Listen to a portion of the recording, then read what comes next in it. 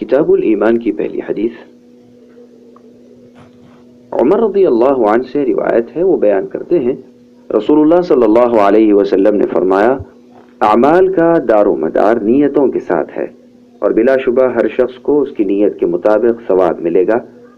پس جس شخص نے اللہ اور اس کے رسول صلی اللہ علیہ وسلم کی خوشنودی کے لیے ہجرت کی ہے تو اللہ اور اس کے رسول صلی اللہ علیہ وسلم کی خوشنودی کے لیے اس کی ہجرت مقبول ہے، اور جس شخص کی ہجرت دنیا حاصل کرنے یا کسی عورت کے ساتھ نکاح کرنے کے لیے ہے تو اس کی ہجرت بھی اس کی نیت کے مطابق ہے۔ یہ حدیث بخاری اور مسلم کی ہے۔ وضاحت: شریعت اسلامیہ میں اس حدیث کو بنیادی حیثیت حاصل ہے۔ مقصود یہ ہے کہ عبادات و معاملات وغیرہ میں حصول ثواب کے لیے نیت یعنی دل کی موافقت ضروری ہے۔ اگر نیت درست ہوگی تو وہ اعمال عند اللہ مقبول ہوں گے اور ان پر ثواب ملے گا۔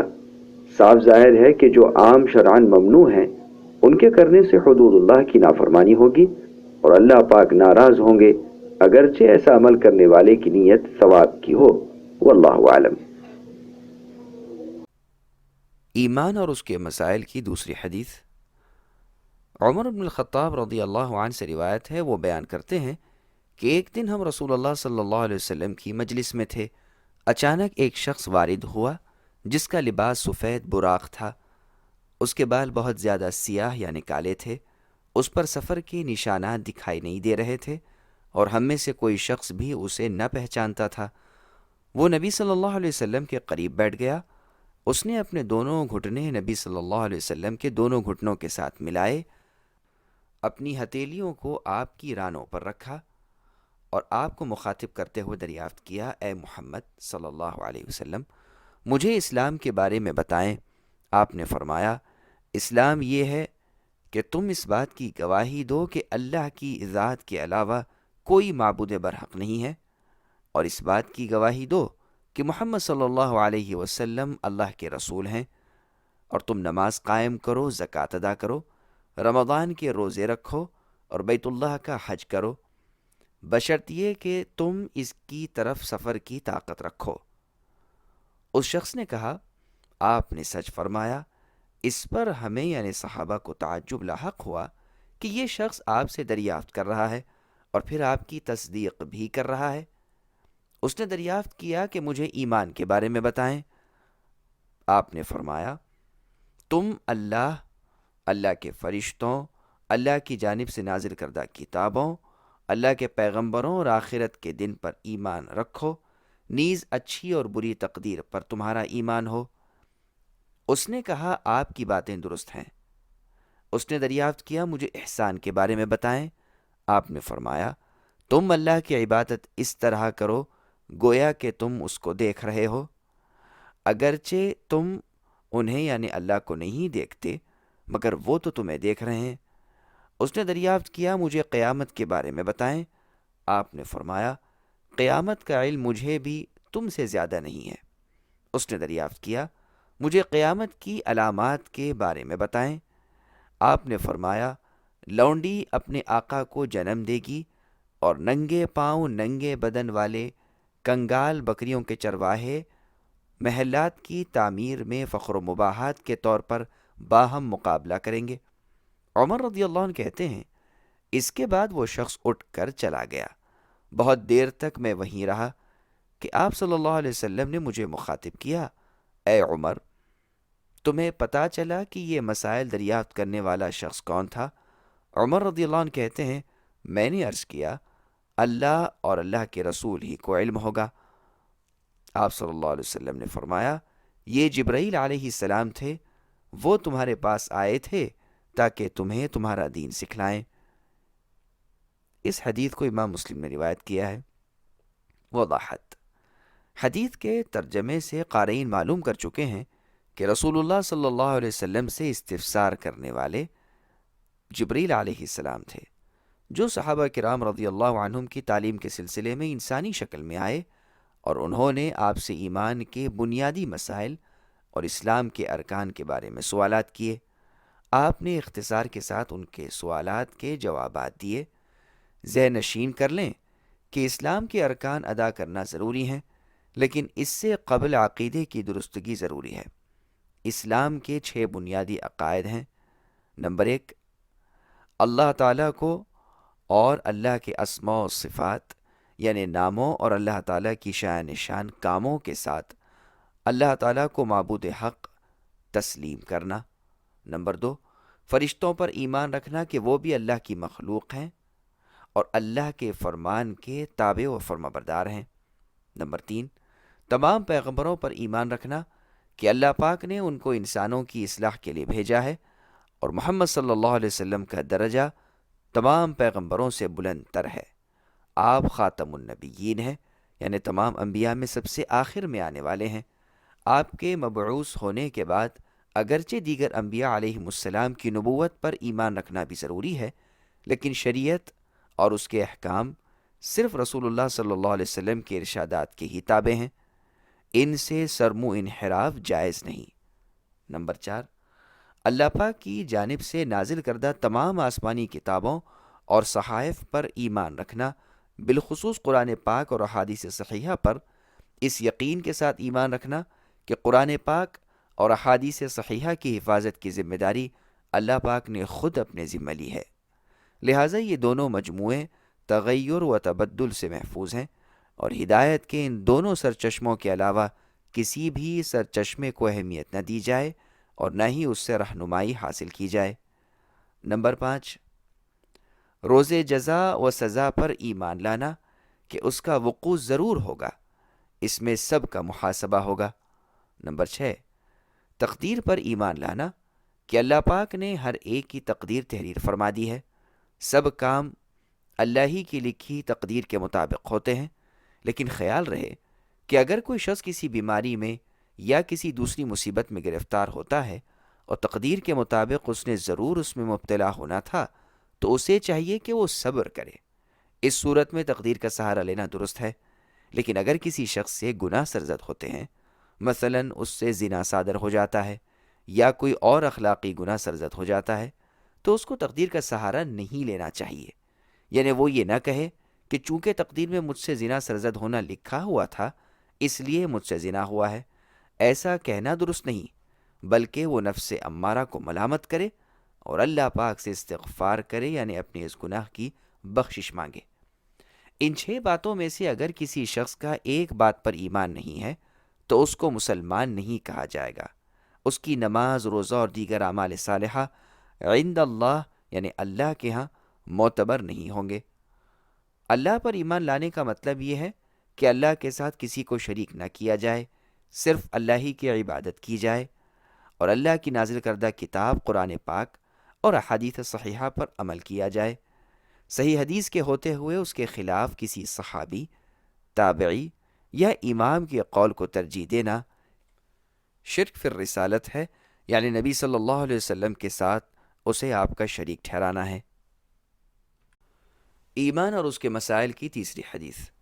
نیز ابو ہریرہ رضی اللہ عنہ نے گزشتہ حدیث کو یعنی عمر رضی اللہ عنہ والی ذرا اختلاف کے ساتھ روایت کیا ہے۔ اس میں ہے کہ جبریل علیہ السلام نے فرمایا، آپ دیکھیں گے کہ ایسے لوگ جو پاؤں میں جوتا نہیں پہنتے اور نہ لباس زیب تن کرتے ہیں، وہ بہرے گونگے ہیں، لیکن زمین پر ان کی بادشاہت ہوگی۔ قیامت کا علم ان 5 چیزوں میں شامل ہے جن کو اللہ تعالیٰ کے علاوہ کوئی نہیں جانتے۔ آپ نے وضاحت فرماتے ہوئے ذیل کی آیت تلاوت کی جس کا ترجمہ ہے، قیامت کا علم اللہ ہی کو ہے اور وہی بارش نازل کرتے ہیں، اللہ ہی جانتے ہیں کہ حاملہ کے رحم میں کیا ہے، نیز کسی کو کچھ پتہ نہیں کہ وہ کل کیا کام کرے گا، اور کوئی ذی روح یہ نہیں جانتا کہ کس زمین میں وہ موت سے ہمکنار ہوگا۔ بے شک اللہ تعالیٰ جاننے والے اور خبر رکھنے والے ہیں۔ اس حدیث کو بخاری اور مسلم نے روایت کیا ہے۔ ایمان اور اس کے مسائل کی چوتھی حدیث۔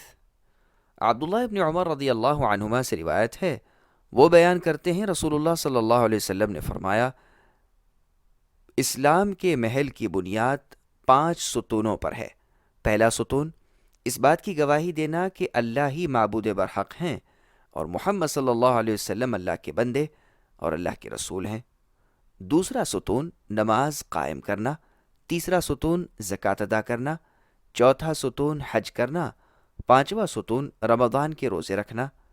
اس حدیث کو بخاری اور مسلم نے روایت کیا ہے۔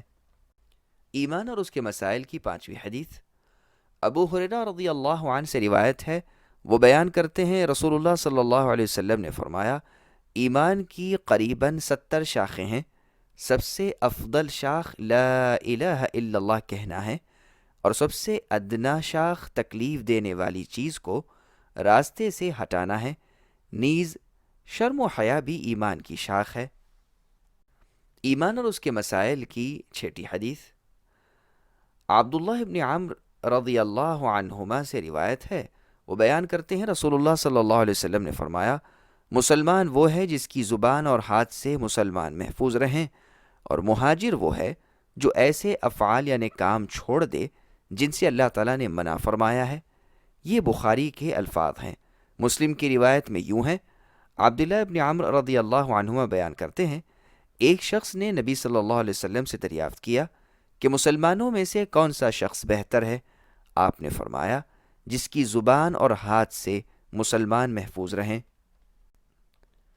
ایمان اور اس کے مسائل کی 7ویں حدیث انس رضی اللہ عنہ سے روایت ہے، وہ بیان کرتے ہیں رسول اللہ صلی اللہ علیہ وسلم نے فرمایا، تم میں سے کوئی شخص اس وقت تک مؤمن نہیں ہو سکتا جب تک کہ وہ مجھے اپنے والد، اولاد اور تمام لوگوں سے زیادہ محبوب نہ سمجھے۔ اس حدیث کو بخاری اور مسلم نے روایت کیا ہے۔ ایمان اور اس کے مسائل کی 8ویں حدیث انس رضی اللہ عنہ سے روایت ہے، وہ بیان کرتے ہیں رسول اللہ صلی اللہ علیہ وسلم نے فرمایا، جس شخص میں 3 خصلتیں ہیں وہ ان کی وجہ سے ایمان کی حلاوت یعنی مٹھاس محسوس کرے گا۔ پہلی خصلت، اللہ اور اللہ کے رسول صلی اللہ علیہ وسلم اسے ہر چیز سے زیادہ محبوب ہوں۔ دوسری خصلت، وہ کسی شخص سے محبت کرے تو محض اللہ کی رضا کے لیے کرے۔ تیسری خصلت، کسی شخص کو اللہ نے کفر سے محفوظ رکھا ہے تو وہ کفر میں واپس جانے کو اس قدر برا جانے جس قدر وہ اس بات کو برا جانتا ہے کہ اسے آگ میں ڈالا جائے۔ اس حدیث کو بخاری اور مسلم نے روایت کیا ہے۔ ایمان اور اس کے مسائل کی 9ویں حدیث عباس ابن عبد المطلب رضی اللہ عنہ سے روایت ہے، وہ بیان کرتے ہیں رسول اللہ صلی اللہ علیہ وسلم نے فرمایا، اس شخص نے ایمان کا ذائقہ چکھ لیا جو اللہ کو اپنا رب، اسلام کو اپنا دین اور محمد صلی اللہ علیہ وسلم کو رسول تسلیم کر کے اس پر مطمئن ہو گیا۔ اس حدیث کو مسلم نے روایت کیا ہے۔ ایمان اور اس کے مسائل کی 10ویں حدیث ابو ہریرہ رضی اللہ عنہ سے روایت ہے، وہ بیان کرتے ہیں رسول اللہ صلی اللہ علیہ وسلم نے فرمایا، اس ذات کی قسم جس کے ہاتھ میں محمد کی جان ہے، اس امت میں سے کوئی شخص خواہ یہودی ہو یا عیسائی اور وہ میری نبوت کا علم ہونے کے بعد میرے لائے ہوئے دین اسلام کو تسلیم نہیں کرتا اور اسی حالت میں فوت ہو جاتا ہے تو وہ شخص دوزخی ہے۔ اس حدیث کو مسلم نے روایت کیا ہے۔ ایمان اور اس کے مسائل کی 11ویں حدیث ابو موسیٰ الاشعری رضی اللہ عنہ سے روایت ہے، وہ بیان کرتے ہیں رسول اللہ صلی اللہ علیہ وسلم نے فرمایا، 3 شخص ایسے ہیں جن کو دگنا ثواب ملے گا۔ پہلا، وہ شخص جو اہل کتاب میں سے ہے یعنی یہودی یا نصرانی، اس کا اپنے نبی پر ایمان تھا اور اب محمد صلی اللہ علیہ وسلم پر بھی ایمان رکھتا ہے۔ دوسرا، وہ شخص جو غلام ہے، کسی کی ملکیت میں ہے، وہ اللہ اور اپنے آقاؤں کے حقوق ادا کرتا ہے۔ تیسرا، وہ شخص جس کی ملکیت میں لونڈی ہے، وہ اس سے جمع کرتا ہے اور اس کو اچھا ادب سکھاتا ہے اور بہترین تعلیم سے آراستہ و پیراستہ کرتا ہے۔ مزید برآں اس کو آزاد کر کے اس سے نکاح کر لیتا ہے تو وہ دوہرے ثواب کا حقدار ہے۔ اس حدیث کو بخاری اور مسلم نے روایت کیا ہے۔ ایمان اور اس کے مسائل کی 12ویں حدیث ابن عمر رضی اللہ عنہما سے روایت ہے، وہ بیان کرتے ہیں رسول اللہ صلی اللہ علیہ وسلم نے فرمایا، مجھے حکم دیا گیا ہے کہ میں اس وقت تک لوگوں سے لڑتا رہوں جب تک کہ وہ اس بات کی گواہی نہ دے لیں کہ اللہ کے سوا کوئی معبود برحق نہیں اور محمد صلی اللہ علیہ وسلم اللہ کے رسول ہیں، اور وہ نماز قائم کریں اور زکوٰۃ ادا کریں۔ جب وہ ایسا کریں گے تو مجھ سے اپنے خون اور مال کو بچا سکیں گے۔ البتہ اسلام کے حقوق مثلا قصاص، حدود وغیرہ میں ان کا خون اور مال محفوظ نہ رہے گا، اور ان کا حساب اللہ کی بارگاہ میں کل کو قیامت کے دن ہوگا۔ اس حدیث کو بخاری اور مسلم نے روایت کیا ہے۔ ایمان اور اس کے مسائل کی 13ویں حدیث انس رضی اللہ عنہ سے روایت ہے، وہ بیان کرتے ہیں رسول اللہ صلی اللہ علیہ وسلم نے فرمایا، جس شخص نے ہماری بیان کردہ نماز قائم کی اور ہمارے قبلے یعنی خانہ کعبہ کی جانب رخ کیا اور ہمارے ذبیحے کو حلال سمجھا اور تناول کیا یعنی اس کو کھایا، تو وہ ایسا مسلمان ہے جس کے لیے اللہ اور اس کے رسول کی طرف سے حفاظت کا ذمہ ہے، پس تم اللہ کی حفاظت میں دخل اندازی نہ کرو۔ اس حدیث کو بخاری نے روایت کیا ہے۔ ایمان اور اس کے مسائل کی 14ویں حدیث ابو ہریرہ رضی اللہ عنہ سے روایت ہے، وہ بیان کرتے ہیں کہ ایک دیہاتی نبی صلی اللہ علیہ وسلم کی خدمت میں حاضر ہوئے۔ انہوں نے عرض کی کہ اللہ کے نبی صلی اللہ علیہ وسلم ایسا عمل بتائیں کہ جب میں اس پر کاربند ہو جاؤں تو میرا داخلہ جنت میں ہو جائے۔ آپ نے فرمایا، تم اللہ کی عبادت کرو، اللہ کے ساتھ کسی کو شریک نہ ٹھہراؤ، فرض نماز قائم کرو، فرض زکوٰۃ ادا کرو اور رمضان کے روزے رکھو۔ انہوں نے اقرار کیا کہ اس ذات کی قسم جس کے ہاتھ میں میری جان ہے، میں اس پر نہ کچھ زیادتی کروں گا اور نہ اس میں کمی کروں گا۔ جب وہ شخص اٹھ کر چلے گئے تو نبی صلی اللہ علیہ وسلم نے فرمایا، جس شخص کو پسند ہے کہ وہ کسی جنتی انسان کو دیکھے تو وہ اس شخص کو دیکھے۔ اس حدیث کو بخاری اور مسلم نے روایت کیا ہے۔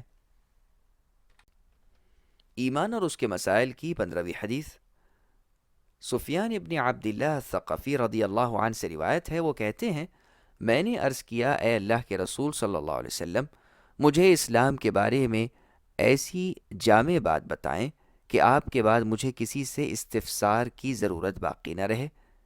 اور ایک روایت میں ہے کہ آپ کے سوا آپ نے فرمایا، تم اقرار کرو کہ میں اللہ پر ایمان لایا، پھر اس پر استقامت اختیار کرو یعنی اسی پر جم جاؤ۔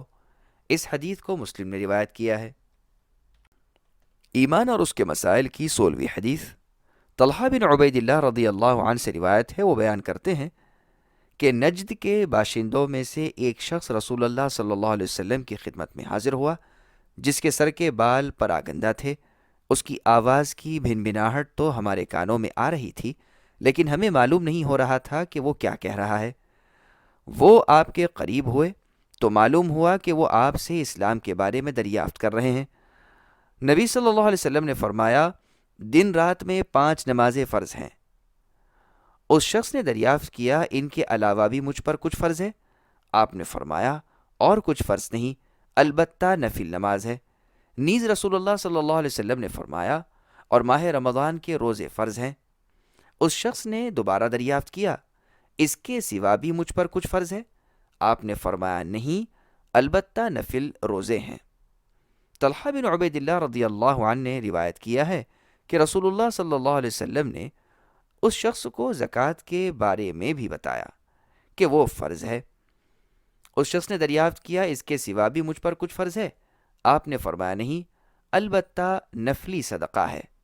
راوی نے ذکر کیا، اس کے بعد وہ شخص واپس چلے گئے اور وہ کہہ رہے تھے، اللہ کی قسم، نہ میں اس پر زیادتی کروں گا نہ اس میں کمی کروں گا۔ اس پر رسول اللہ صلی اللہ علیہ وسلم نے فرمایا، اگر یہ انسان درست کہتے ہیں تو کامیاب ہوں گے۔ اس حدیث کو بخاری اور مسلم نے روایت کیا ہے۔ وضاحت: اس حدیث میں صرف 3 فرائض کا ذکر ہے، حج کا ذکر نہیں ہے۔ یہ راوی کا اختصار ہے، ورنہ ابن عباس رضی اللہ عنہما سے مروی روایت میں حج کا ذکر موجود ہے، اور توحید و رسالت کی گواہی کے ذکر کی ضرورت نہیں تھی، کیونکہ سائل مسلمان تھا۔ اس حدیث سے معلوم ہوا کہ فرائض کی پابندی نجات کے لیے کافی ہے، اگرچہ نفل عبادات میں کچھ کمی واقع ہو جائے۔ واللہ اعلم۔ ایمان اور اس کے مسائل کی 17ویں حدیث ابن عباس رضی اللہ عنہما سے روایت ہے، وہ کہتے ہیں کہ قبیلہ عبد القیس کا وفد یعنی قافلہ جب رسول اللہ صلی اللہ علیہ وسلم کی خدمت میں آیا تو آپ نے فرمایا، آپ کون لوگ ہیں یا کون سا وفد ہے؟ راوی کو شک ہے۔ انہوں نے جواب دیا، ہم قبیلہ ربیعہ سے ہیں۔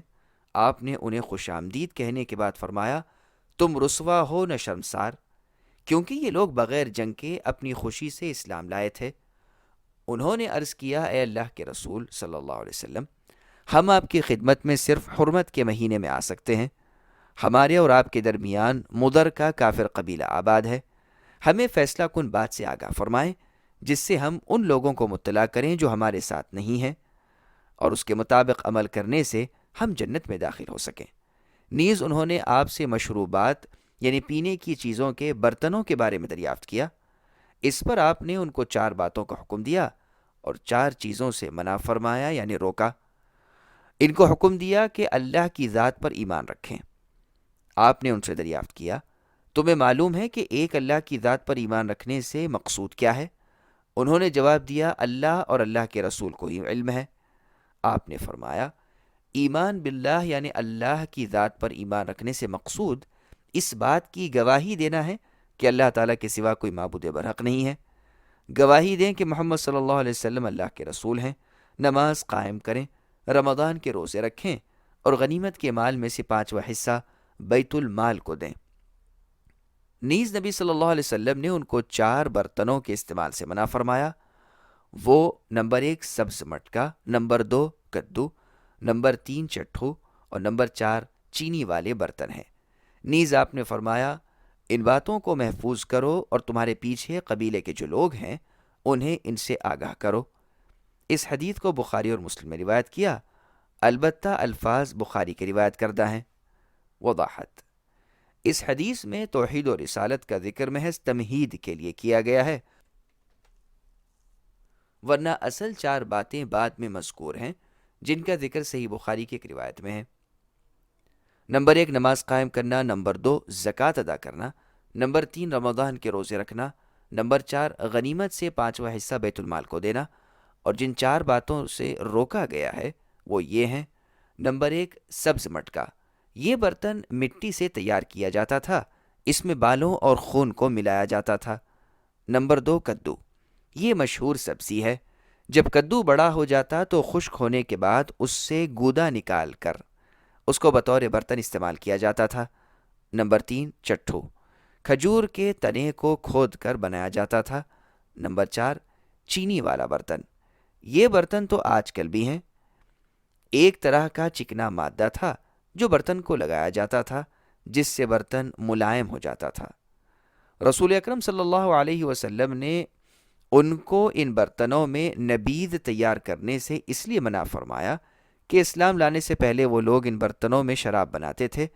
اب اگر ان برتنوں میں وہ نبیذ بنائیں گے تو خدشہ تھا کہ کہیں نبیذ میں جلد نشہ کا مادہ نہ پیدا ہو جائے اور نبیذ شراب بن جائے۔ جب خطرہ نہ رہا تو آپ نے ان برتنوں میں نبیذ بنانے کی اجازت مرمت فرما دی۔ واللہ عالم۔ نبیذ کھجور سے بنائی جانے والی ایک مشروب کا نام ہے۔ ایمان اور اس کے مسائل کی 18ویں حدیث عبادہ بن صامت رضی اللہ عنہ سے روایت ہے۔ وہ بیان کرتے ہیں کہ رسول اللہ صلی اللہ علیہ وسلم کے ارد گرد صحابہ کرام رضی اللہ عنہم کی ایک جماعت تھی۔ آپ نے ان سے فرمایا، تم مجھ سے اس بات پر بیعت کرو کہ تم اللہ کے ساتھ کسی کو شریک نہیں ٹھہراؤ گے، چوری اور زنا نہیں کرو گے، نہ اپنی اولاد کو قتل کرو گے، اور نہ کسی پر تہمت لگاؤ گے، اور نہ کسی اچھے کام میں نافرمانی کرو گے۔ تم میں سے جس شخص نے ان باتوں پر عمل کیا اس کا ثواب اللہ کے ہاں ثابت ہے، اور جس شخص نے ان ممنوعہ کاموں میں سے کسی کام کو کیا پھر دنیا میں ہی اس کو سزا مل گئی تو وہ سزا اس کے گناہ کا کفارہ ہوگی، اور جس شخص نے ان کاموں میں سے کسی کام کو کیا لیکن اللہ نے اس کے گناہ پر پردہ ڈال دیا تو اس کا معاملہ اللہ کے ساتھ ہے۔ اگر اللہ چاہیں گے تو اس کو معاف کر دیں گے، اور اگر چاہیں گے تو سزا دیں گے۔ چنانچہ ہم نے ان باتوں پر آپ سے بیعت کی۔ اس حدیث کو بخاری اور مسلم میں روایت کیا ہے۔ وضاحت: اس حدیث میں جن باتوں پر بیعت لی گئی ہے ان میں شرک نہ کرنے پر بھی بیعت لی ہے۔ حدیث میں یہ بھی ذکر ہے کہ جس شخص نے ان باتوں کی مخالفت کی اور اس کو دنیا میں سزا مل گئی تو سزا اس کے لیے کفارہ ہے۔ اس سے دیگر دلائل شرعیہ کی روشنی میں شرک کو مستثنیٰ کیا جائے گا۔ شرک کی سزا اس کے لیے کفارہ نہیں ہوگی، اس لیے کہ شرک ایسا گناہ ہے جو ہرگز معاف نہیں ہوتا۔ ارشاد باری تعالی ہے جس کا ترجمہ ہے، بلا شبہ اللہ تعالیٰ شرک کو معاف نہیں کرتے، شرک کے علاوہ گناہوں کو جس شخص کے لیے چاہتے ہیں معاف کر دیتے ہیں۔ ایمان اور اس کے مسائل کی 19ویں حدیث۔ ابو سعید خدری رضی اللہ عنہ سے روایت ہے، وہ بیان کرتے ہیں کہ رسول اللہ صلی اللہ علیہ وسلم عید الاضحیٰ یا عید الفطر کے روز عیدگاہ میں تشریف لائے۔ آپ کا گزر خواتین کے پاس سے ہوا۔ آپ نے انہیں خطاب کیا، اے خواتین کی جماعت، تم صدقہ کیا کرو، کیونکہ مجھے معلوم کرایا گیا ہے کہ دوزخ میں تمہاری کثرت ہوگی۔ خواتین نے استفسار کیا، اے اللہ کے رسول، کس لیے؟ آپ نے فرمایا، تم کثرت کے ساتھ لعنت بھیجتی اور خاوندوں کی ناشکری کرتی ہو۔ میں نے تم سے بڑھ کر کسی کو نہیں دیکھا جو عقل اور دین میں ناقص ہو اور سمجھدار انسان کی عقل کو غارت کرتی ہو۔ خواتین نے دریافت کیا، اللہ کے رسول صلی اللہ علیہ وسلم، ہمارے دین اور ہماری عقل میں کیا کمی ہے؟ آپ نے فرمایا، کیا عورت کی گواہی مرد کی گواہی سے آدھی نہیں ہے؟ خواتین نے اقرار کیا۔ آپ نے واضح کیا کہ یہ ان کی عقل کے ناقص ہونے کی دلیل ہے۔ بعد از آپ نے فرمایا، کیا یہ حقیقت نہیں ہے کہ عورت جب حائضہ ہو جاتی ہے تو نہ وہ نماز ادا کرتی ہے اور نہ وہ روزے رکھتی ہے؟ خواتین نے جواب دیا، بالکل درست ہے۔ آپ نے فرمایا، یہ اس کے دین کا نقص ہے۔ اس حدیث کو بخاری اور مسلم نے روایت کیا ہے۔ ایمان اور اس کے مسائل کی 20ویں حدیث۔ ابو ہریرہ رضی اللہ عنہ سے روایت ہے، وہ بیان کرتے ہیں، رسول اللہ صلی اللہ علیہ وسلم نے فرمایا، اللہ تعالیٰ فرماتے ہیں، ابن آدم مجھے جھٹلاتا ہے جبکہ اس کے لیے یہ جائز نہیں، اور ابن آدم مجھے برا بھلا کہتا ہے جبکہ اس کے لیے ایسا کرنا درست نہیں۔ ابن آدم کا مجھے جھٹلانا اس کا یہ کہنا ہے کہ اللہ تعالیٰ مجھے دوبارہ نہیں اٹھائیں گے جیسا کہ اللہ نے مجھے پہلی بار پیدا کیا، حالانکہ میرے لیے دوبارہ پیدا کرنا اس کے پہلی مرتبہ پیدا کرنے سے زیادہ مشکل نہیں۔ اور اس کا مجھے برا بھلا کہنا اس کا یہ کہنا ہے کہ اللہ کا لڑکا ہے، حالانکہ میں یکتا و بے نیاز ہوں، نہ میں نے کسی کو جنا ہے اور نہ میں جنا گیا ہوں، اور میرے برابر کوئی بھی نہیں ہے۔ اس حدیث کو بخاری نے روایت کیا ہے۔ وضاحت: حدیث نمبر 19 اور 20 حدیث قدسی ہے۔ ایسی حدیث جسے رسول اللہ صلی اللہ علیہ وسلم اللہ تعالیٰ کی طرف نسبت کرتے ہوئے فرمائیں کہ اللہ تعالیٰ کا فرمان ہے، وہ حدیث قدسی کہلاتی ہے۔ واللہ اعلم۔ ایمان اور اس کے مسائل کی 21ویں حدیث۔ ابن عباس رضی اللہ عنہما کی روایت میں ہے، اللہ تعالیٰ فرماتے ہیں کہ ابن آدم کا مجھے برا بھلا کہنا اس کا یہ کہنا ہے کہ میری اولاد ہے، حالانکہ میں اس سے پاک ہوں کہ میں بیوی یا اولاد والا بنوں۔ اس حدیث کو بخاری نے روایت کیا ہے۔ وضاحت: اللہ پاک کی ذات بے نظیر و بے مثال ہے، نہ اللہ کی ذات سے کوئی چیز نکلی ہے، نہ اللہ پاک کسی چیز سے نکلے ہیں۔ ان باتوں سے اللہ تعالیٰ بے نیاز ہے۔ یہ عقیدہ رکھنا کہ فلاں پیغمبر یا فلاں بزرگ اللہ کے نور سے نکلے ہیں تو یہ عقیدہ مشرکانہ ہے۔ اسی طرح حلول اور اتحاد کا عقیدہ رکھنا کہ میں اللہ ہوں، میرا وجود اللہ کے وجود سے الگ نہیں ہے، ایسا عقیدہ رکھنا وحدت الوجود کہلاتا ہے۔ ایمان اور اس کے مسائل کی 22ویں حدیث۔ ابو ہریرہ رضی اللہ عنہ سے روایت ہے، وہ بیان کرتے ہیں، رسول اللہ صلی اللہ علیہ وسلم نے فرمایا، اللہ کا فرمان ہے کہ آدم کا بیٹا مجھے تکلیف دیتا ہے، وہ زمانے کو برا کہتا ہے، حالانکہ میں زمانہ ہوں، میرے ہاتھ میں تمام امور ہیں، میں ہی رات دن کو تبدیل کرتا ہوں۔ ضروری وضاحت: ایک سوال اور اس کا جواب۔ کیا افعال کی نسبت حقیقتاً زمانے کی جانب کرنا درست ہے؟ اس حدیث کی روشنی میں یہ بات سمجھ میں آتی ہے کہ افعال کی نسبت حقیقتاً زمانے کی طرف سے کرنے سے انسان کافر ہو جاتا ہے۔ یہ بات درست نہیں ہے۔ مثال کے طور پر اگر کسی شخص کی زبان سے یہ کلمہ نکل جائے کہ یہ زمانہ برباد ہو جائے، اس نے مجھے نقصان پہنچایا ہے، تو اس سے وہ شخص کافر نہیں ہوگا، البتہ اس کا یہ کلمہ کراہت والا ہے، اس لیے کہ اس کلمے کے کہنے سے اہل کفر کے ساتھ اس کی مشابہت ہو جاتی ہے۔ معلوم ہونا چاہیے کہ اللہ کی ذات زمانہ نہیں ہے، بلکہ زمانہ مخلوق ہے، اللہ اس کے خالق ہیں۔ میں زمانہ ہوں سے مقصود یہ ہے کہ میں زمانے کا خالق ہوں۔ واللہ اعلم۔ ایمان اور اس کے مسائل کی 23ویں حدیث۔ ابو موسیٰ الاشعری رضی اللہ عنہ سے روایت ہے، وہ بیان کرتے ہیں رسول اللہ صلی اللہ علیہ وسلم نے فرمایا، کسی اذیت پر اللہ تعالیٰ سے زیادہ صبر کرنے والے اور کوئی نہیں ہے۔ لوگ اللہ تعالیٰ کا لڑکا بناتے ہیں، یعنی اللہ تعالیٰ کے لیے لڑکا ثابت کرتے ہیں، پھر بھی اللہ تعالیٰ انہیں عافیت عطا کرتے ہیں اور انہیں رزق دیتے ہیں۔ اس حدیث کو بخاری اور مسلم نے روایت کیا ہے۔ ایمان اور اس کے مسائل کی 24ویں حدیث۔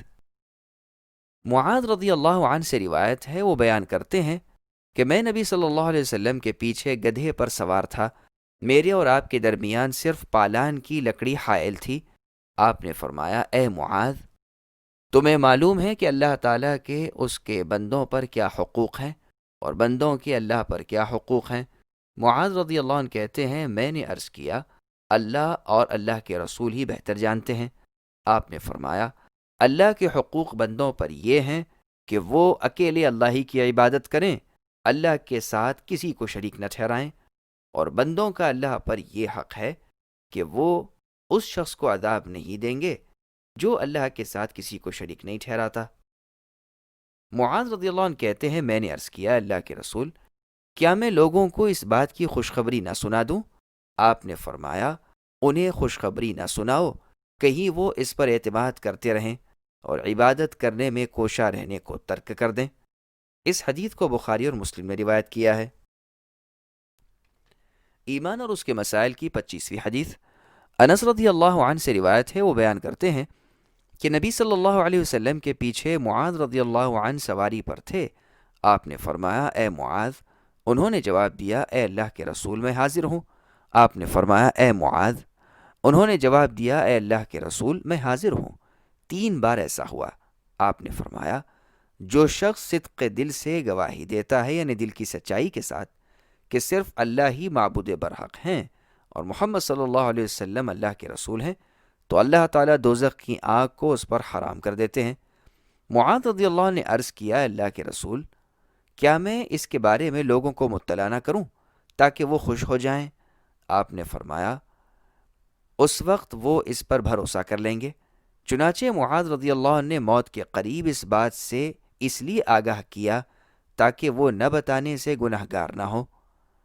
اس حدیث کو بخاری اور مسلم میں روایت کیا ہے۔ ایمان اور اس کے مسائل کی 26ویں حدیث۔ ابو ذر رضی اللہ عنہ سے روایت ہے، وہ بیان کرتے ہیں کہ میں نبی صلی اللہ علیہ وسلم کی خدمت میں حاضر ہوا تو آپ سوئے ہوئے تھے، آپ کے جسم مبارک پر سفید چادر تھی۔ میں پھر حاضر ہوا تو آپ بیدار ہو چکے تھے۔ آپ نے فرمایا، جو بندہ لا الہ الا اللہ کہتا ہے پھر وہ اس پر فوت ہو جاتا ہے، یعنی مر جاتا ہے، تو وہ جنت میں داخل ہوگا۔ میں نے عرض کیا، اگرچہ اس نے زنا اور چوری کا ارتکاب کیا؟ آپ نے فرمایا، اگرچہ اس سے زنا یا چوری کا کام صادر ہوا۔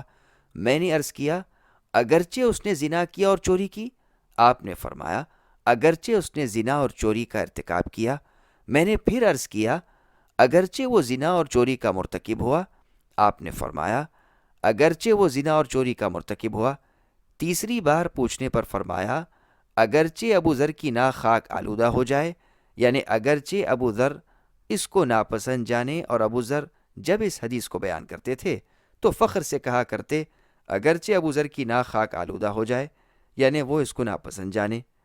اس حدیث کو بخاری اور مسلم نے روایت کیا ہے۔ وضاحت: زنا کرنے یا چوری کرنے سے کوئی شخص کافر نہیں ہو جاتا، البتہ ان افعال کا شمار کبائر گناہوں میں ہوتا ہے، یعنی بڑے گناہوں میں، اور کبائر گناہ توبہ کرنے سے معاف ہو جاتے ہیں۔ اگر کسی کبیرہ گناہ کے مرتکب نے توبہ نہیں کی اور وہ اسی حالت میں فوت ہو گیا تو اس کا معاملہ اللہ تعالیٰ کی مشیت پر موقوف ہے۔ اگر اللہ تعالیٰ چاہیں گے تو وہ اس کو معاف کر دیں گے، اور اگر نہیں چاہیں گے تو اس کو سزا ملے گی اور وہ دوزخ میں داخل ہوگا۔ سزا کے بعد اس کو دوزخ سے نکال کر جنت میں داخل کر دیا جائے گا، جبکہ کفار و مشرکین ہمیشہ دوزخ کی آگ میں رہیں گے۔ واللہ اعلم۔ ایمان اور اس کے مسائل کی 27ویں حدیث۔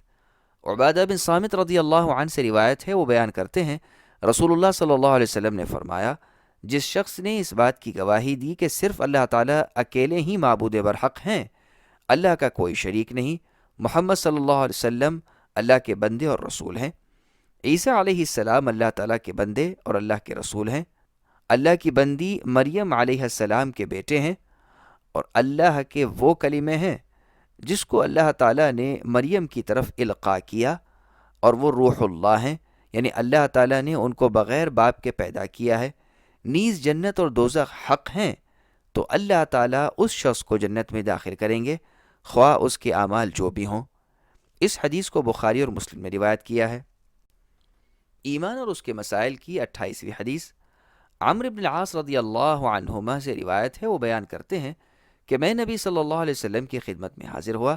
میں نے عرض کیا، اپنا دایاں ہاتھ نکالیں تاکہ میں آپ کی بیعت کروں۔ آپ نے اپنا دایاں ہاتھ باہر نکالا تو میں نے اپنا ہاتھ کھینچ لیا۔ آپ نے فرمایا، عمرو کیا بات ہے؟ میں نے عرض کیا، شرط لگانا چاہتا ہوں۔ آپ نے دریافت کیا، تم کیا شرط لگانا چاہتے ہو؟ میں نے عرض کیا کہ میری بخشش ہو جائے۔ آپ نے فرمایا، اے عمرو، کیا تم نہیں جانتے کہ اسلام سابقہ تمام گناہوں کو ختم کر دیتا ہے، اور ہجرت سے بھی پہلے تمام گناہ معاف ہو جاتے ہیں، اور حج سے بھی اس سے پہلے کے تمام گناہ معاف ہو جاتے ہیں؟ اس حدیث کو مسلم میں روایت کیا ہے۔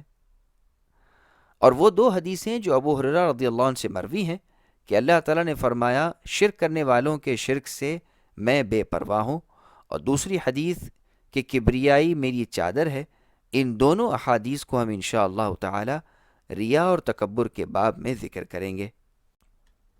ایمان اور اس کے مسائل کی 33ویں حدیث ابو ہریرہ رضی اللہ عنہ سے روایت ہے۔ وہ بیان کرتے ہیں کہ رسول اللہ صلی اللہ علیہ وسلم نے فرمایا، مسلمان وہ شخص ہے جس کی زبان اور ہاتھ سے مسلمان محفوظ رہیں، اور مؤمن وہ انسان ہے جس سے لوگوں کے خون اور مال محفوظ ہوں۔ اس حدیث کو ترمذی اور نسائی نے روایت کیا ہے۔ ایمان اور اس کے مسائل کی 34ویں حدیث اور بیہقی نے شعب الایمان میں فضالہ کی روایت میں اضافہ کیا ہے کہ مجاہد وہ شخص ہے جس نے اللہ تعالیٰ کی اطاعت میں اپنے نفس سے جہاد کیا، اور مہاجر وہ شخص ہے جس نے غلطیوں اور گناہوں کو چھوڑ دیا۔ ایمان اور اس کے مسائل کی 35ویں حدیث انس رضی اللہ عنہ سے روایت ہے۔ وہ بیان کرتے ہیں کہ رسول اللہ صلی اللہ علیہ وسلم کا کوئی خطبہ بہت کم ایسا ہوگا جس میں آپ نے یہ نہ فرمایا ہو کہ جس شخص میں امانت داری نہیں اس میں ایمان نہیں، اور جو شخص وعدہ کا خیال نہیں کرتا اس کے دین کا کچھ اعتبار نہیں۔ اس حدیث کو بیہقی نے شعب الایمان میں روایت کیا ہے۔ ایمان اور اس کے مسائل کی 36ویں حدیث عبادہ بن صامت رضی اللہ عنہ سے روایت ہے۔ وہ بیان کرتے ہیں کہ میں نے رسول اللہ صلی اللہ علیہ وسلم سے سنا، آپ فرما رہے تھے کہ جس شخص نے اس بات کی گواہی دی کہ اللہ کے علاوہ کوئی معبود برحق نہیں، اور محمد صلی اللہ علیہ وسلم اللہ تعالیٰ کے رسول ہیں، اللہ اس پر دوزخ کی آگ کو حرام کر دیں گے۔ اس حدیث کو امام مسلم نے روایت کیا ہے۔ ایمان اور اس کے مسائل کی 37ویں حدیث عثمان رضی اللہ عنہ سے روایت ہے۔ وہ بیان کرتے ہیں رسول اللہ صلی اللہ علیہ وسلم نے فرمایا، جو شخص فوت ہو گیا اور وہ یقین رکھتا تھا کہ اللہ ہی صرف معبود برحق ہیں، وہ جنت میں داخل ہوگا۔ اس حدیث کو امام مسلم نے روایت کیا ہے۔ ایمان اور اس کے مسائل کی 38ویں حدیث جابر رضی اللہ عنہ سے روایت ہے۔ وہ بیان کرتے ہیں کہ رسول اللہ صلی اللہ علیہ وسلم نے فرمایا، دو باتیں واجب کرنے والی ہیں۔ ایک شخص نے عرض کیا، اللہ کے رسول، کون سی دو باتیں واجب کرنے والی ہیں؟ آپ نے فرمایا، جو شخص اس حال میں فوت ہوا کہ وہ اللہ کے ساتھ کسی کو شریک بناتا تھا تو وہ دوزخ میں داخل ہوگا، اور جو شخص اس حال میں فوت ہوا کہ وہ اللہ تعالیٰ کے ساتھ کسی کو شریک نہیں بناتا تھا تو وہ جنت میں داخل ہوگا۔ اس حدیث کو امام مسلم نے روایت کیا ہے۔ ایمان اور اس کے مسائل کی 39ویں حدیث ابو ہریرہ رضی اللہ عنہ سے روایت ہے۔ وہ بیان کرتے ہیں کہ ہم رسول اللہ صلی اللہ علیہ وسلم کے ارد گرد بیٹھے ہوئے تھے، اور ہمارے ساتھ ابو بکر اور عمر رضی اللہ عنہما بھی اسی جماعت میں تھے کہ رسول اللہ صلی اللہ علیہ وسلم ہمارے درمیان سے اٹھ کھڑے ہوئے اور کافی دیر تک واپس نہ آئے۔ ہمیں خطرہ لاحق ہوا کہ کہیں ہماری عدم موجودگی میں آپ کو قتل نہ کر دیا جائے۔ اس تصور سے ہم گھبرا گئے اور مجلس سے کھڑے ہو گئے۔ سب سے پہلے مجھے گھبراہٹ دامن گیر ہوئی۔ میں وہاں سے رسول اللہ صلی اللہ علیہ وسلم کو تلاش کرنے کے لیے نکلا۔ میں انصار کے قبیلے بنو نجار کے باغ کے پاس پہنچا۔ میں نے باغ کے ارد گرد چکر لگایا تاکہ دروازہ معلوم ہو، لیکن مجھے دروازہ نہ مل سکا۔ البتہ باہر واقع ایک کنویں سے پانی کا ایک نالا باغ میں اندر جا رہا تھا۔ حدیث کے راوی نے ربیع لفظ کی تشریح کی ہے کہ ربیع چھوٹے نالے کو کہتے ہیں۔ ابو ہریرہ رضی اللہ عنہ نے روایت کیا کہ میں نے اپنے جسم کو سکیڑا اور اس نالے سے باغ میں داخل ہو گیا۔ رسول اللہ صلی اللہ علیہ وسلم تشریف فرما تھے۔ آپ نے استفسار کیا، ابو ہریرہ؟ میں نے عرض کیا، جی اے اللہ کے رسول۔ آپ نے دریافت فرمایا، کیا بات ہے؟ میں نے عرض کیا، آپ ہمارے درمیان تشریف فرما تھے کہ آپ کھڑے ہوئے اور چل دیے۔ آپ نے دیر کر دی تو ہم گھبرا گئے کہ کہیں ہماری عدم موجودگی میں آپ کو قتل نہ کر دیا جائے۔ اس تصور سے ہم خوفزدہ ہو گئے۔ سب سے پہلے میں گھبرایا، چنانچہ میں اس باغ میں اپنے جسم کو سکیڑ کر داخل ہوا جیسے لومڑی جسم کو سکیڑ کر داخل ہوتی ہے، اور میرے دوسرے رفقا میرے پیچھے ہیں۔ آپ نے مجھے مخاطب کیا اور مجھے اپنے دونوں جوتے دیتے ہوئے فرمایا کہ تم میرے ان جوتوں کو اپنے ساتھ لے جاؤ، اور اس باغ کے پیچھے جو شخص تمہیں ملے اور وہ دل کے یقین کے ساتھ اس بات کی گواہی دیتا ہو کہ اللہ کے علاوہ کوئی معبود برحق نہیں، اس کو جنت کی خوشخبری دے دو۔ ابو ہریرہ رضی اللہ عنہ کہتے ہیں کہ سب سے پہلے جس سے میری ملاقات ہوئی وہ عمر رضی اللہ عنہ تھے۔ انہوں نے دریافت کیا، اے ابو ہریرہ، یہ دو جوتے کیسے اٹھائے ہوئے ہو؟ ابو ہریرہ رضی اللہ عنہ کہتے ہیں، میں نے عرض کیا، یہ رسول اللہ صلی اللہ علیہ وسلم کے دو جوتے ہیں، آپ نے مجھے انہیں عطا فرما کر بھیجا ہے کہ جس شخص سے تمہاری اے ابو ہریرہ ملاقات ہو اور وہ اس بات کی دل کے یقین کے ساتھ گواہی دیتا ہو کہ اللہ کے علاوہ کوئی معبود برحق نہیں ہے، تو تم اس کو جنت کی خوشخبری سنا دو۔ اس پر عمر رضی اللہ عنہ نے میرے سینے کے درمیان ہاتھ مارا، جس سے میں پیٹ کے بل گر پڑا۔ عمر رضی اللہ عنہ نے کہا، ابو ہریرہ تم واپس جاؤ۔ چنانچہ میں رسول اللہ صلی اللہ علیہ وسلم کی خدمت میں پھر حاضر ہوا اور میں سسکیاں بھر کر رونے لگا، اور عمر رضی اللہ عنہ میرے پیچھے پیچھے آ رہے تھے۔ چنانچہ میں نے دیکھا کہ وہ میرے پیچھے کھڑے ہیں۔ رسول اللہ صلی اللہ علیہ وسلم نے دریافت کیا، اے ابو ہریرہ، کیا معاملہ ہے؟ ابو ہریرہ رضی اللہ عنہ کہتے ہیں، میں نے عرض کیا، مجھے عمر رضی اللہ عنہ ملے اور میں نے ان کو وہ بات بتائی جس کے لیے آپ نے مجھے بھیجا تھا، تو انہوں نے میرے سینے کے درمیان ضرب لگائی، یعنی مجھے مارا، جس سے میں پیٹ کے بل گر پڑا اور مجھے کہا، واپس جاؤ۔ اس پر رسول اللہ صلی اللہ علیہ وسلم نے عمر رضی اللہ عنہ سے دریافت کیا کہ آپ نے ایسا کیوں کیا ہے؟ انہوں نے جواب دیا، اے اللہ کے رسول، میرے ماں باپ آپ پر قربان ہوں، آپ نے ابو ہریرہ کو اپنے دونوں جوتے دے کر بھیجا تھا کہ ان کی جس شخص سے ملاقات ہو اور وہ دل کے یقین کے ساتھ گواہی دیتا ہو کہ اللہ کے علاوہ کوئی معبود برحق نہیں ہے، اس کو جنت کی خوشخبری دے دے۔ آپ نے فرمایا، بالکل درست ہے۔ عمر رضی اللہ نے عرض کیا، اے اللہ کے نبی، آپ ایسا نہ کریں، میں خوف محسوس کرتا ہوں کہ لوگ اس بشارت یعنی خوشخبری کو پا کر اسی پر بھروسہ کر کے نہ بیٹھ جائیں۔ آپ انہیں ان کے حال پر چھوڑ دیں، وہ عمل کرتے رہیں۔ عمر رضی اللہ عنہ کے اس موقف کی موافقت کرتے ہوئے رسول اللہ صلی اللہ علیہ وسلم نے بھی فرمایا کہ لوگوں کو ان کے حال پر چھوڑ دو۔ اس حدیث کو امام مسلم نے روایت کیا ہے۔ وضاحت: عمر رضی اللہ عنہ کا مقصد یہ تھا کہ عوام الناس کو اس قسم کی بشارت نہ دی جائے۔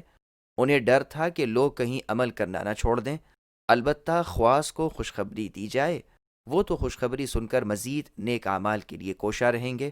واللہ اعلم۔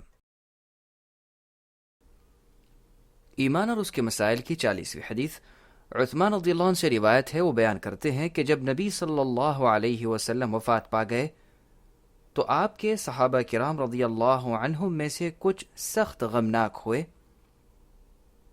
قریب تھا کہ انہیں طرح طرح کے وسوسے گھیرتے۔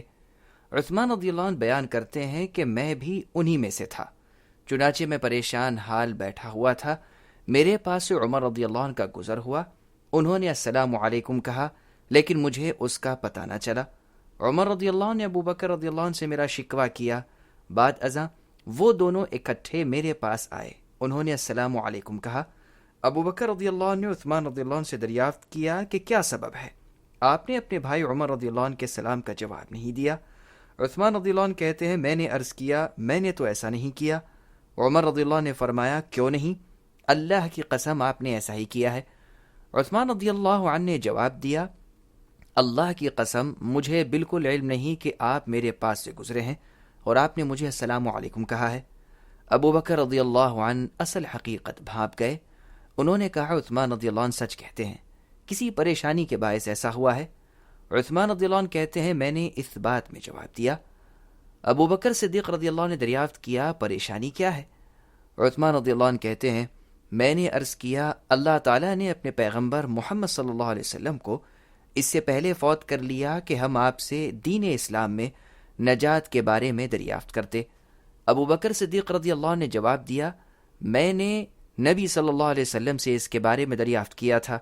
عثمان رضی اللہ عنہ کہتے ہیں چنانچہ میں ابو بکر صدیق رضی اللہ عنہ کی طرف لپک کر اٹھ کھڑا ہوا اور میں نے ان کی تعریف کرتے ہوئے کہا میرے ماں باپ آپ پر قربان ہو، آپ زیادہ حقدار ہیں کہ آپ کو اس کا علم ہو۔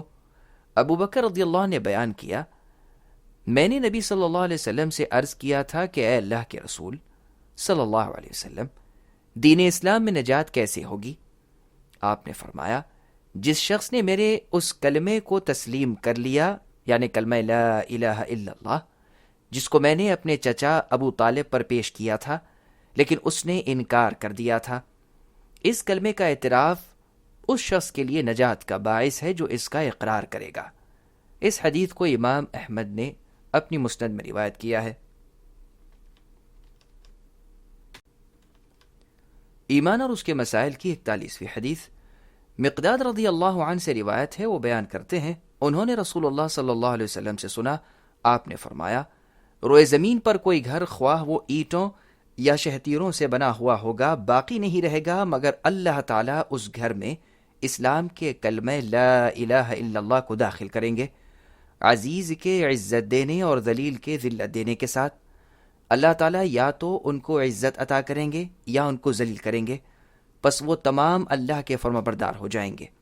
مقداد رضی اللہ عنہ کہتے ہیں چنانچہ میں نے عرض کیا گویا سب لوگ دین اسلام کو قبول کر لیں گے۔ اس حدیث کو امام احمد نے اپنی مسند میں روایت کیا ہے۔ وضاحت مقداد رضی اللہ عنہ کا یہ کہنا کہ سب لوگ طوعاً یا کرہن یعنی دل کی خوشی یا کراہت کے ساتھ اللہ کے دین کو قبول کر لیں گے، غالباً یہ اس وقت ہوگا جب آخر زمانے میں عیسیٰ علیہ السلام کا نزول ہوگا یعنی آپ آسمان سے نازل ہوں گے، اتریں گے۔ اس وقت اللہ کی زمین پر کوئی کافر نہیں ہوگا بلکہ سب مسلمان ہوں گے، واللہ اعلم۔ ایمان اور اس کے مسائل کی 42ویں حدیث تابعی وہب بن منبہ رحمہ اللہ سے روایت ہے، وہ بیان کرتے ہیں ان سے دریافت کیا گیا کہ کیا لا الہ الا اللہ جنت کی چابی نہیں ہے؟ انہوں نے اس بات میں جواب دیتے ہوئے وضاحت کی کہ ہر چابی کے دندانے ہوتے ہیں، اگر آپ دندانوں والی چابی لائیں گے تو تالا کھل جائے گا وگرنہ تالا نہیں کھلے گا۔ اس اثر کو امام بخاری نے اپنی صحیح میں روایت کیا ہے۔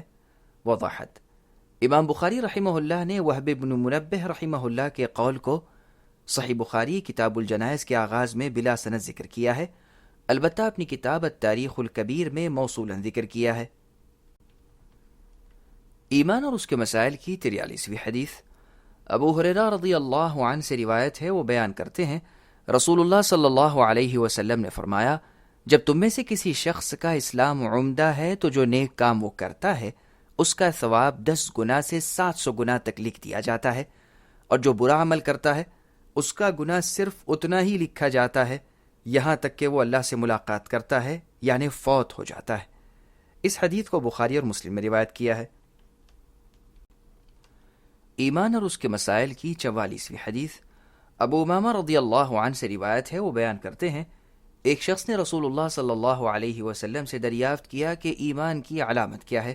آپ نے فرمایا جب تمہاری نیکی سے تمہیں خوشی ہو اور برائی سے غم لاحق ہو تو پھر تم مؤمن ہو۔ اس نے دریافت کیا گناہ کیا ہے؟ آپ نے فرمایا جب کسی کام کے کرنے سے تمہارے دل میں تردد یعنی بے چینی ہو اور تم وہ کام چھوڑ دو۔ اس حدیث کو امام احمد نے اپنی مسند میں روایت کیا ہے۔ ایمان اور اس کے مسائل کی 45ویں حدیث عمرو بن عبسہ رضی اللہ عنہ سے روایت ہے، وہ بیان کرتے ہیں کہ میں رسول اللہ صلی اللہ علیہ وسلم کی خدمت میں حاضر ہوا. میں نے عرض کیا اے اللہ کے رسول، دین اسلام میں آپ کے ساتھ کون ہے، یعنی آپ کی پیروی کن کن لوگوں نے کی ہے؟ آپ نے فرمایا آزاد اور غلام، یعنی آزاد سے مراد ابو بکر صدیق اور غلام سے مراد بلال رضی اللہ عنہما ہے. میں نے عرض کیا اسلام کیا ہے؟ آپ نے فرمایا اچھی بات کرنا اور کھانا کھلانا. میں نے عرض کیا ایمان کیا ہے؟ آپ نے فرمایا صبر کرنا اور نرمی کرنا. میں نے عرض کیا کون سا اسلام افضل ہے؟ آپ نے فرمایا جس کی زبان اور ہاتھ سے مسلمان سلامت رہیں. میں نے عرض کیا کون سا ایمان افضل ہے؟ آپ نے فرمایا اخلاق حسنہ، یعنی اچھے اور عمدہ اخلاق. میں نے عرض کیا کون سی نماز افضل ہے؟ آپ نے فرمایا لمبا قیام کرنا. میں نے عرض کیا کون سی ہجرت افضل ہے؟ آپ نے فرمایا تم ایسے کاموں کو چھوڑ دو جن کو تمہارے رب اللہ رب العالمین اچھا نہیں جانتے. میں نے عرض کیا کون سا جہاد افضل ہے؟ آپ نے فرمایا جس کا گھوڑا، یعنی جس مجاہد کا گھوڑا قتل ہو گیا اور اس کا خون بھی گرایا گیا. میں نے عرض کیا کون سا وقت افضل ہے؟ آپ نے فرمایا آدھی رات کا آخر. اس حدیث کو امام احمد نے روایت کیا ہے. ایمان اور اس کے مسائل کی 46ویں حدیث.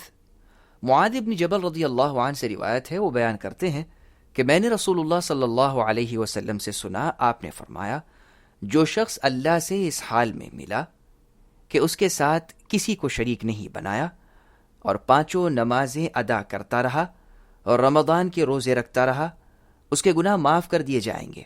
معاذ رضی اللہ نے عرض کیا اے اللہ کے رسول صلی اللہ علیہ وسلم، کیا میں لوگوں کو یہ بشارت یعنی خوشخبری نہ سنا دوں؟ آپ نے فرمایا ان کو ان کے حال پر چھوڑ دو تاکہ وہ عمل کرتے رہیں. اس حدیث کو امام احمد نے اپنی مسند میں روایت کیا ہے.